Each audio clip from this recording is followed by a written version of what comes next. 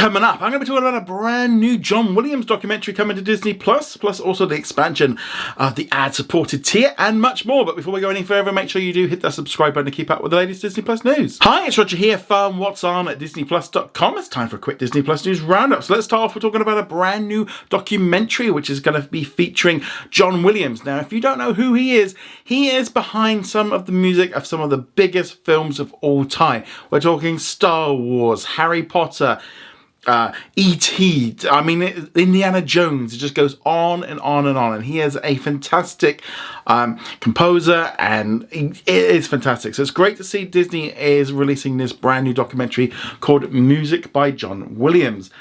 So this brand new documentary will feature interviews with a number of very high-end people, including Steven Spielberg, Kathleen Kennedy. You've also got in here people such as George Lucas, Ron Howard, just literally just so many people that have just been so influenced by his work and worked with him over the years.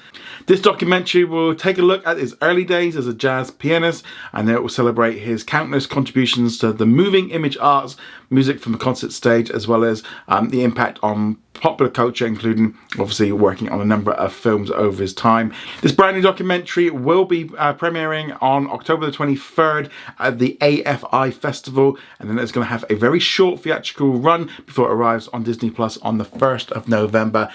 I am really looking forward to watching this documentary. I've always been a huge fan of his work. Actually, I kind of realized the very first CD I ever bought was actually a John Williams collection. I used to play that all the time. I love listening to music of the soundtrack to movies, and John Williams stuff is always an easy go-to, instantly recognizable.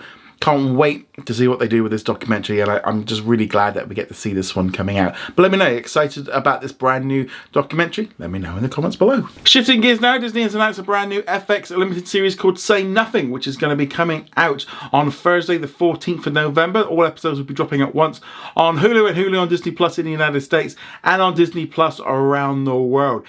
This brand new series is a gripping story of murder and memory in Northern Ireland during the Troubles, spanning 4 decades. This series opens with a shocking disappearance of Jane, a single mother of 10 who was abducted from her home in 1972 and never seen ever again. So it tells the story of various IRA members and explores the extremes that some people will go to in the name of their beliefs. The way a deeply divided society can suddenly tip over into armed conflict, the long shadow of radical violence for all affected, and the emotional and psychological costs of the Code of Silence. We're getting all 9 episodes at once, and it's just great to see confirmation in advance that this is going to be released globally at the same time. Definitely think this is something to be interested in. Might not be aware of the situation, but yeah, definitely for me, something that I would like to learn a lot more about, and kind of doing these drama shows, I think is always a great way of highlighting what's happened in Northern Ireland. So definitely interested to see what they do with this one. But let me know what you think of this in the comments below. It is also confirmed that the Searchlight Pictures film Kinds of Kindness is going to be dropping onto Hulu and Hulu on Disney Plus in the United States and on Disney Plus here in the UK on the 30th of August. So this is the latest Searchlight Pictures film, comes from the same creator as Poor Things, also continues to star Emma Stone. Seen the trailer for it, looks a bit crazy. I didn't do quite as well, I think, as Poor Things, didn't kind of catch the same attention. It's been about 2 months or so since it was released in cinemas, so obviously this will be a nice big release for this month. Kind of a movie that I definitely probably wouldn't go out my way to see, but when it drops onto Disney Plus, I'm going to give it a go to see what it's like. If it's no good, I'll turn it off, but that's the benefit of Disney Plus. You can do these kind of things, but I also really like the fact that with these Searchlight picture films, we get something a little bit different, a little bit more grown up, so definitely looking forward to seeing if this one's any good or not. But let me know if you've seen it or not, if you're looking forward to it in the comments below. Shifting gears now, let's now talk about the expansion of the ad-supported tier here in Europe. So last year, Disney launched it in a number of different countries, including the UK, Denmark, France, Germany, Italy, Norway, Spain, Sweden, and Switzerland. And now they're going to be launching into more countries, including Finland, the Netherlands, and Portugal in October.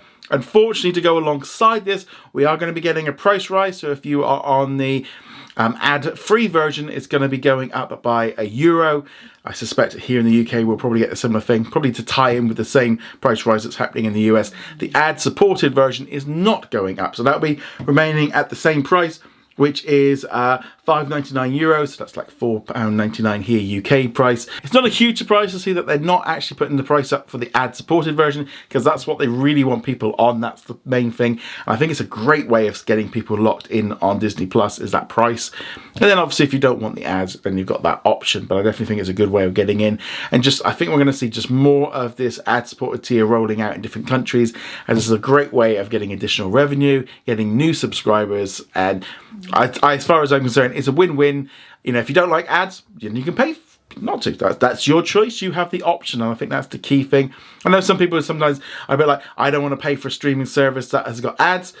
Well, if you paid for cable or satellite or anything like that, you always used to have to pay for it and still get ads anyway. So it's no real different than what we've had with cable TV or satellite anyway. But nevertheless, let me know if you're going to be looking forward to the launch of the ad-supported tier in those countries in the comments below. Released the first look image from the brand new half-hour comedy series called Chad Powers, which has now gone into production and tells the story of what happens when a bad behaviour nuke hotshot quarterbass ruins his college career and ends up disguising himself as Chad Powers, and it's going to be played by Glenn Powell. It's based on a sketch that was produced as part of Eli's Places, and it is set to arrive on Hulu and Hulu on Disney Plus at some point in the future. I suspect it'll also be released as a Star original on Disney Plus internationally. There are no details on this have been released yet.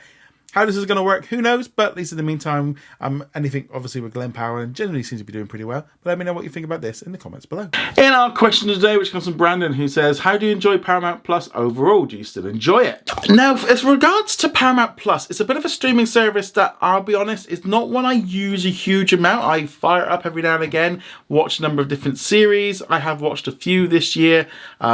The Gentleman in Moscow series, I thought that was okay. There was another one with a load of people getting stuck on an island. It was okay. I'm not going to lie. I managed to get a really good deal of like 50% off last year for Black Friday.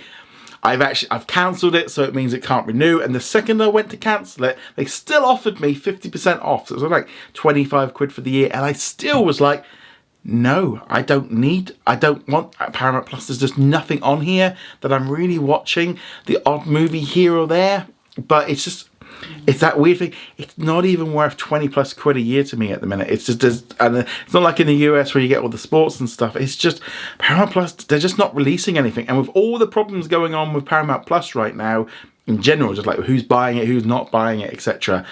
Where's the like, what are they bringing out there that's kind of interesting for me? Nothing really. Yeah, I've decided just not to bother. I'll probably end up getting Amazon, I think, for a month or two instead, because there's quite a few shows that I want to watch there. But yeah, no, Paramount Plus, even at half price, I don't think it's actually worth the money. Which, yeah, but do you subscribe to Paramount Plus? Love to hear your thoughts on all of this as well. Go check us out over at whatsondisneyplus.com. Like, follow and subscribe. If you're a Patreon or YouTube channel member, look out for a post for you guys in the community section for questions for this week's Q&A. And on that note, guys, thank you very much. See you guys soon. Later.